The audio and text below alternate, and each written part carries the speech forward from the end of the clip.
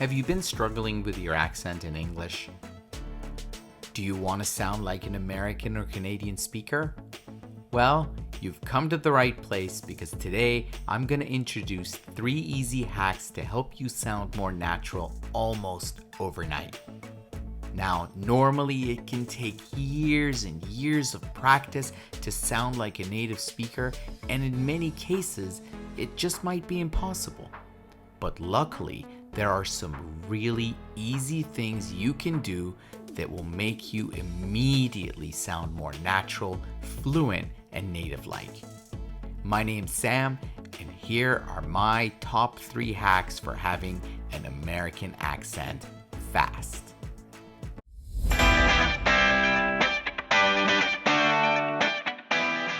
So the first piece of advice I have for you guys is to reduce the sound t, right?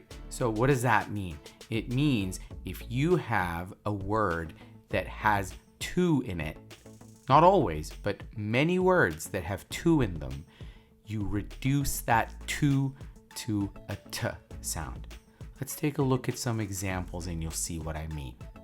So we generally have a lot of reduced sounds in English. So a lot of people who learn English, one of the things they say is, oh, I don't hear them pronounce everything. Or the way they pronounce it, it's like they're rushing through certain sounds. Well, if that's how you felt about English, you're not wrong. The English language has a lot of sounds that are reduced. Let's look at some examples and you'll see what I mean. Articles are reduced in English. So in a sentence, when we have the article the, normally it's not pronounced the, but rather the house, the yard, the children. Notice I'm not saying the children. It's like I'm almost saying the alone and skipping, like moving on to the next sound. So listen again. The bus, the car, the stadium, the children, right? So as you can see, it's a very short pronunciation of the definite article. The same thing is true about a and an. So a car, right? So it's not a car, it's not a car, it's a car. It's almost like I'm not even pronouncing it. It's like I'm starting to pronounce it, but then I give up and I move on to the next sound. That's what you want to get right when you're pronouncing the indefinite article. Same thing with an. So an apple, right? An orange. So it's almost as if I'm saying and then I'm connecting the n sound to the next sound. So instead of saying an apple, I'm saying an apple. It's almost I'm saying napple and then adding to the beginning. Listen, an apple, an orange, right? An environment.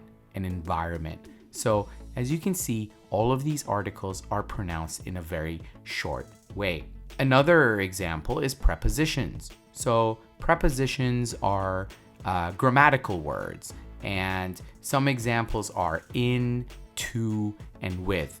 Now, when you're pronouncing these prepositions, it's a good idea to shorten them. So, for example, you would say in English, not in English, right? So you pronounce the sound in a very short way.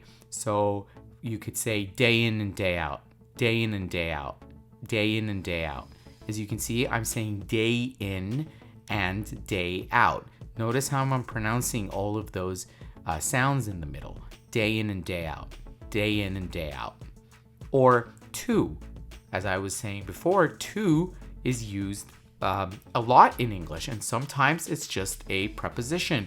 So for example, for here or to go. So as you can see, to go, I'm pronouncing the to in a very short way. Same with whom, right? I'm playing with my friend, something like that. So with is a very short sound. the way it's pronounced when it's a preposition in a sentence. Unstressed syllables also in general are reduced. So take a look at this example. We have the word inform. Now, how many syllables do we have in the word inform? It's 2 syllables. It's in and form. Now, the way you pronounce it is you put the stress on the second syllable. So it's inform, not inform, right? Inform. You emphasize the form, the second part, inform. And the first part, the first syllable, is reduced. So we almost don't pronounce it. We kind of say inform, right? Instead of inform or inform. So try to reduce unstressed syllables. But this one's a little bit more difficult because if you come from a language background where stress isn't as important, it's difficult for you to hear that stress. And so it might be hard to pronounce it right as well. So the word we're looking at here, which can be reduced very easily, and it's just so frequent that you will always get a chance to say it in a reduced way in your sentence, is to. For example, today. Are you going there today? Are you here today? Today. So as you can see, instead of saying today, right, I'm pronouncing it as today, almost like today, right? Or tomorrow. Tomorrow. I'll see you tomorrow. I'll see you tomorrow. So as you can see, it's not tomorrow, it's tomorrow. Tomorrow. Or when you're using it as a preposition before places. Like, where are you going? I'm going to school. I'm going to school. To school, right? Or to work. To work. Where are you going? I'm going to work. To work, right? So as you can see, when you're using it before places, you reduce the to a t sound. Or before a verb, to go, to make, to create, right? So instead of to go, to make, we're saying to go and to make. So next time you're talking, be mindful of how you're pronouncing your to's. And if you can, just pay a little attention as you're talking and create the habit of saying t instead of to. All right, on to tip number 2. Tip number 2 is roll your tongue back. English speakers, they roll their tongue back in their mouth a lot when they're pronouncing English sounds. And sometimes it creates a different version of a sound that you may already be familiar with. Now, I'm sure that most of you have the sound r in your language, right? So the sound exists, but we have a special American sound. So let's get to know a little bit more about this American sound.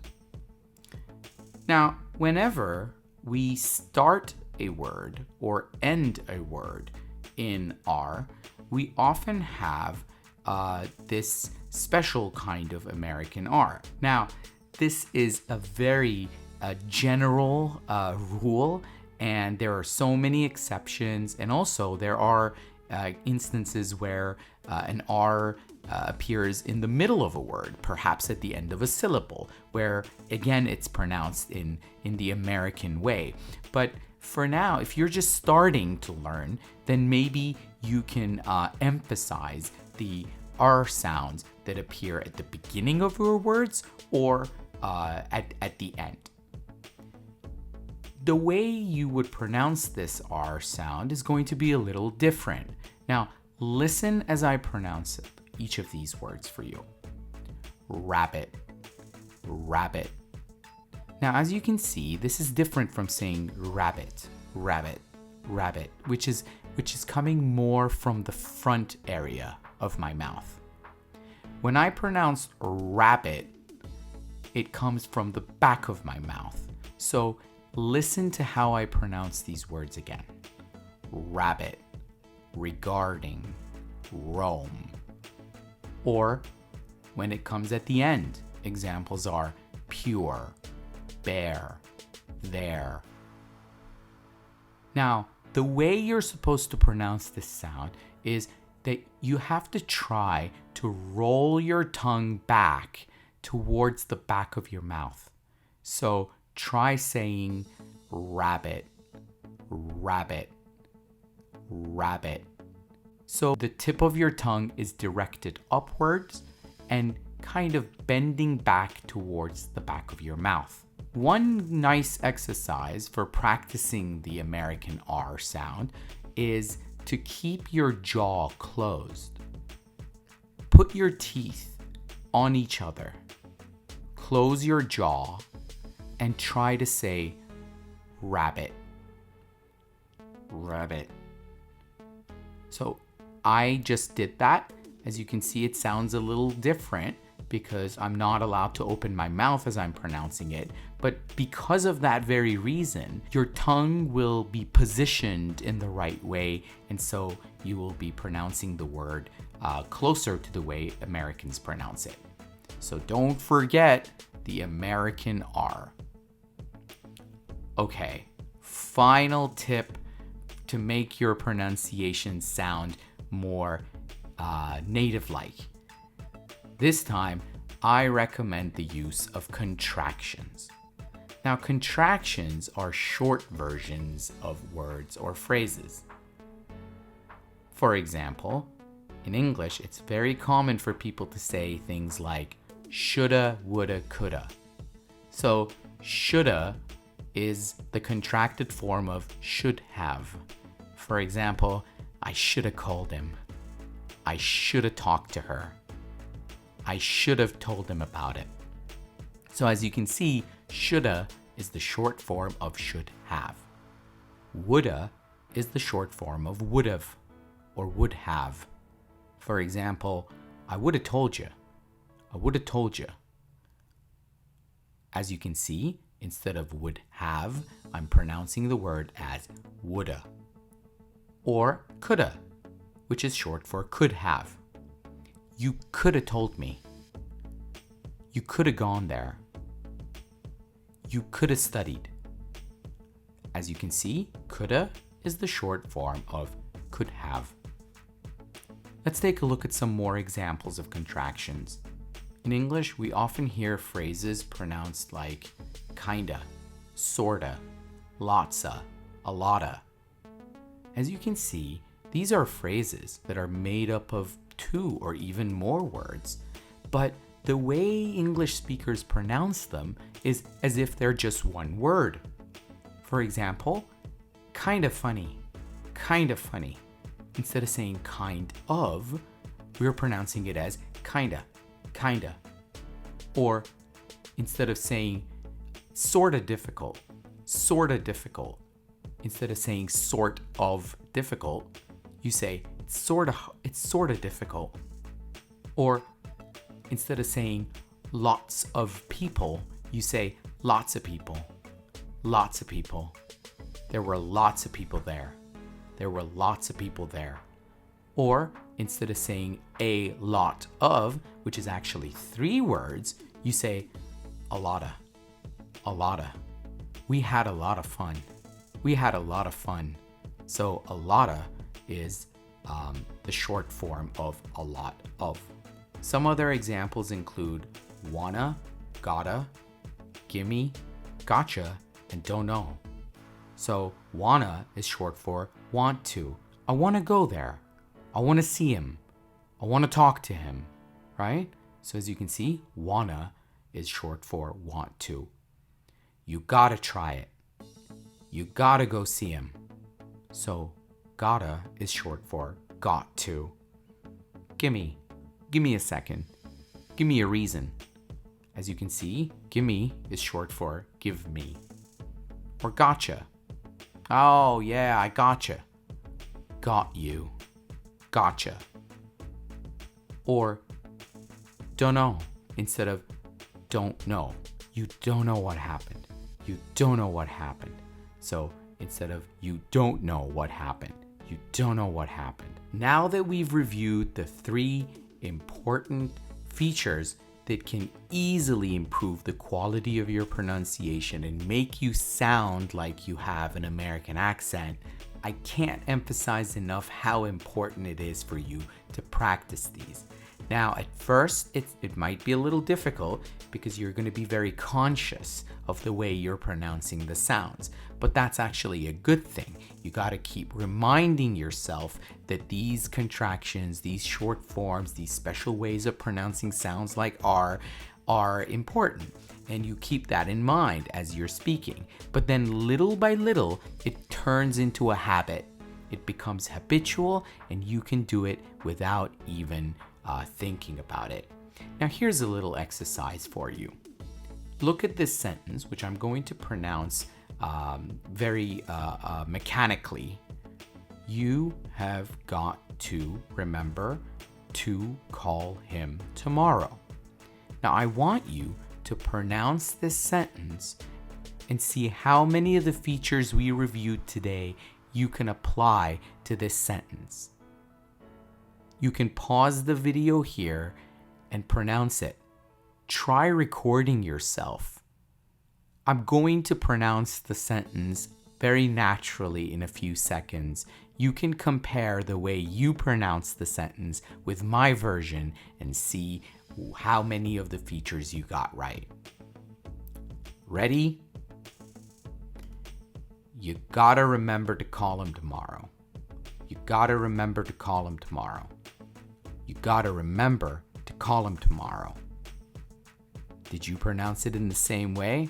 Thanks for watching the video, guys. I hope you enjoyed it. Like and subscribe, and stay tuned for more videos coming your way.